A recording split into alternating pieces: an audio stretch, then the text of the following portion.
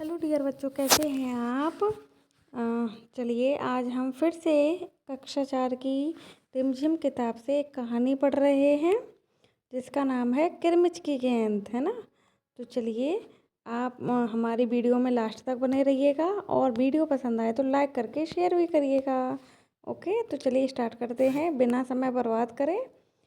तो गर्मी की छुट्टियां थीं। दोपहर के समय दिनेश घर में बैठा कोई कहानी पढ़ रहा था।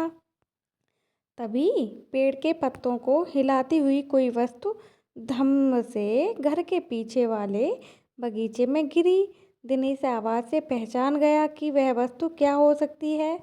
वह एकदम से उठकर बरामदे की चिक सरकाकर बगीचे की ओर भागा। अरे अरे बेटा, कहाँ जा रहा है? बाहर लू चल रही है।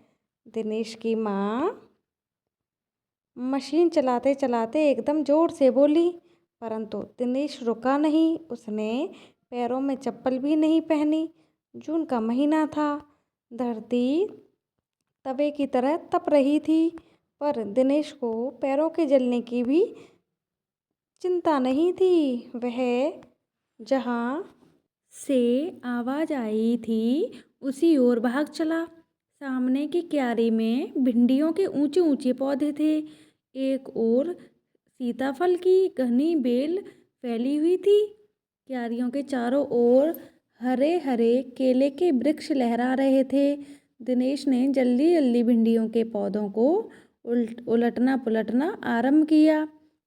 जब वहाँ कुछ नहीं मिला तो उसने सारी सीताफल की बेल छान मारी। बराबर में ही घूस ने गड्ढे बना रखे थे। ढूंढते ढूंढते जब उसकी निगाह उधर गई तो उसने देखा कि गड्ढे के ऊपर ही एक बिल्कुल नई चमक चमाती किरमिच की गेंद पड़ी है। दिनेश ने हाथ बढ़ाकर गेंद उठा ली। लगता था जैसे किसी ने उसे आज ही बाजार से खरीदा है। उसने उसे उलट पुलट कर देखा, परंतु कुछ भी समझ में नहीं आया। नज़र उठाकर उसने पास की तिमंजिली इमारत की ओर देखा कि हो सकता है किसी बच्चे ने उसे ऊपर से फेंका हो, परंतु उस इमारत के इस ओर खुलने वाले सभी दरवाजे और खिड़कियां बंद थे। छत की मुड़ेर से लेकर नीचे तक तेज धूप चिलचिला रही थी। फिर कौन खरीद सकता है नई गेंद? दिनेश ने सुधीर, अनिल, अरविंद, आनंद, दीपक सभी के नाम मन में दोहराए।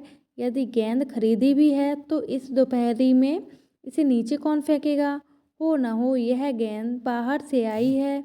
उसने सड़क पर बने गोल चक्कर के बगीचे की ओर देखा, परंतु वहां पर केवल 2-4 गायें ही दिखाई पड़ीं जो पेड़ों के नीचे सुस्ता रही थीं।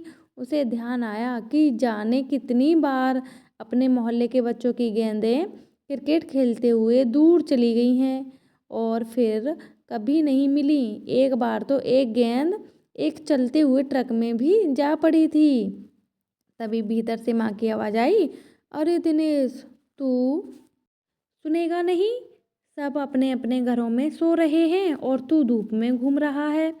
दिनेश गेंद को हाथ में लिए हुए भीतर आया गया।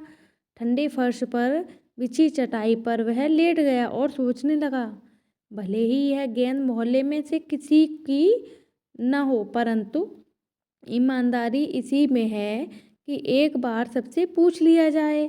गर्मी की छुट्टियां थीं। बच्चों ने खेलने की सुविधा को ध्यान में रखते हुए एक क्लब बनाया हुआ था। उस क्लब में सभी बच्चों के लिए बल्ले थे और गेंद खरीदने के लिए वे आपस में क्लब का चंदा देकर पैसे इकट्ठा कर लेते थे। शाम को सारे बच्चे इकट्ठा हुए। दिनेश ने सभी से पूछा, मुझे एक गेंद मिली है। अगर तुम में से किसी की गेंद खो गई हो तो वह गेंद की पहचान बताकर गेंद मुझसे ले जा सकता है। तभी अनिल बोला, गेंद तो मेरी खो गई है। कब खोई थी तेरी गेंद? यही कोई 4 महीने पहले। तो वह गेंद तेरी नहीं है, दिनेश ने कहा। फिर वह मेरी होगी, सुधीर ने तुरंत उस पर अपना अधिकार जताते हुए कहा। वह कैसे? दिनेश ने पूछा। तू मुझे गेंद दिखा दे, मैं अपनी निशानी बता दूंगा। वाह, यह कैसे हो सकता है? दिनेश बोला, गेंद देखकर निशानी बताना कौन सा कठिन है? बिना देखे बता, तब जानूं। तभी ऊपर से दीपक उतर आया। दीपक अपना मतलब सिद्ध करने तथा अवसर पड़ने पर सभी मित्रों को बना लेने में चतुर था। गेंद की बात सुनकर दीपक बोला, गेंद मेरी है। कैसे तेरी है? सभी ने एक साथ पूछा। कल ही तो तू कह रहा था कि इस बार तेरे पापा तुझे गेंद लाने के लिए पैसे नहीं दे रहे हैं। मेरी गेंद तो 5 महीने पहले खोई थी, दीपक ने कहा। जब बड़े भैया की शादी हुई थी ना, तभी सुनील ने मेरी गेंद छत पर से नीचे फेंक दी थी। दिनेश अच्छी तरह जानता था कि वह गेंद दीपक की नहीं है। दीपक की गेंद 5 महीने पहले खोई थी और यह कभी हो ही नहीं सकता कि गेंद 5-6 महीने पड़ी रहे और उस पर मिट्टी का एक भी दाग न लगे। दीपक ने कहा, मैं कुछ नहीं जानता, गेंद मेरी है, वह मेरी है और सिर्फ मेरी है। अरे जाजा, बड़ा आया गेंद वाला, क्या सबूत है कि यह गेंद नीचे फेंकी थी? अनिल ने पूछा। दीपक ने कहा, हाँ सबूत है, मुझे गेंद दिखा दो, मैं फौरन बता दूंगा। दिनेश ने देखा कि झगड़ा बढ़ रहा है। गेंद हथियाने के लिए दीपक सुधीर और सुनील का सहारा ले रहा है। वह जानता था कि यदि गेंद दीपक के पास चली गई तो ये तीनों मिलकर खेलेंगे। अच्छा, मैं गेंद ला रहा हूँ, परंतु जब तक पक्का सबूत नहीं मिलेगा मैं किसी को दूंगा नहीं, दिनेश ने कहा। गेंद आ गई। दीपक उसे देखते ही बोला, यह मेरी है, यह मेरी है, गेंद मेरी है। यह लाल रंग का निशान मेरी ही गेंद पर था। वाह, सभी गेंदों पर ऐसे ही निशान होते हैं, अनिल ने दिनेश का साथ देते हुए कहा। दीपक ने फिर जोर लगाया, मैं अपने पापा से कहलवा सकता हूँ कि गेंद मेरी है। अरे जा, ऐसे तो मैं अपने बड़े भाई से कहलवा सकता हूँ कि गेंद दिनेश की है, अनिल ने कहा। कुछ भी हो, गेंद मेरी है, दीपक ने उसे धरती पर मारते हुए कहा। धरती पर टप्पा पड़ते हुए मेरी गेंद से ऐसी ही आवाज़ आती थी। मेरे साथ बाजार चल, दुकानों पर जितनी गेंदें हैं सभी के टप्पों की आवाज़ ऐसी ही होगी, अनिल ने फिर उसकी बात काटते हुए कहा। अच्छी बात है, तो मैं इसे सड़क पर फेंक दूंगा, देखूं कैसे कोई खेलेगा। दीपक ने जैसे ही गेंद को सड़क पर फेंकने के लिए हाथ उठाया कि अनिल और दिनेश ने उसे पकड़ लिया। अब दीपक ने रुआसे होते हुए अपना अंतिम हथियार आजमाया। बोला, या तो गेंद मुझे दे दो, नहीं तो मैं इसके पैसे सुनील से लूँगा। अब तो सुनील, दीपक और सुधीर का गुट मजबूत होने लगा था। तीनों का ही कहना था कि गेंद दीपक की है और उसे ही मिलनी चाहिए।